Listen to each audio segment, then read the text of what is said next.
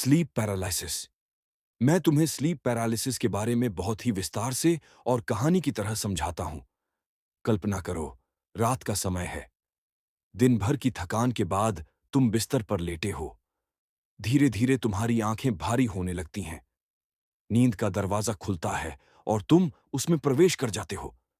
लेकिन नींद केवल एक सीधी यात्रा नहीं होती, बल्कि यह कई परतों, स्टेजेस से होकर गुजरती है। हल्की नींद, गहरी नींद और सपनों की दुनिया, आरईएम स्लीप। जब कोई इंसान सपनों वाली नींद में जाता है तो उसका दिमाग सक्रिय हो जाता है, पर शरीर अपने आप पैरालाइज हो जाता है। यह प्रकृति का एक सुरक्षा तंत्र है, ताकि तुम सपनों में दौड़ो, लड़ो या उड़ो तो असल जिंदगी में बिस्तर से गिर न जाओ।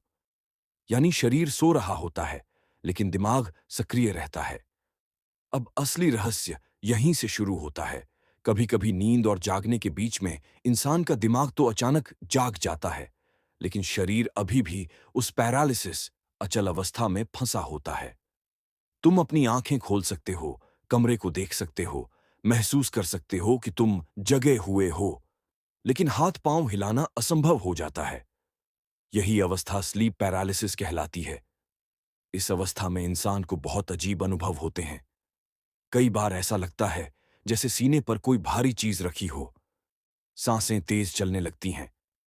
कुछ लोगों को ऐसा लगता है जैसे कोई अदृश्य ताकत उनके पास खड़ी हो, कोई परछाई कमरे में घूम रही हो।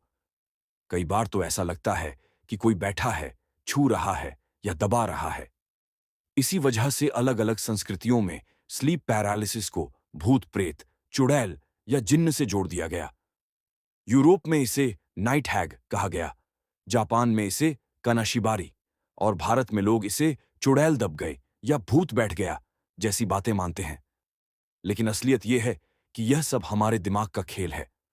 जब तुम आधे जागे और आधे सोए होते हो, तो सपनों की दुनिया और हकीकत आपस में मिल जाती है।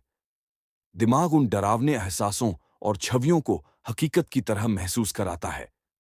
इसलिए तुम्हें लगता है कि सच में कोई मौजूद है। अब सवाल यह है कि यह क्यों होता है। थकान और तनाव। ज्यादा थके होने पर नींद असंतुलित हो जाती है। नींद का पैटर्न गड़बड़ होना, देर रात तक जागना, बार बार नींद टूटना। मानसिक दबाव और चिंता। चिंता से दिमाग ओवर एक्टिव हो जाता है। पीठ के बल सोना। इस पोजीशन में नींद के दौरान स्लीप पैरालिसिस ज्यादा होता है। लेकिन अच्छी बात यह है कि स्लीप पैरालिसिस खतरनाक नहीं है। यह कुछ सेकंड से लेकर 2-3 मिनट तक रहता है, फिर शरीर खुद ही अनलॉक हो जाता है। इसे रोकने के तरीके भी हैं।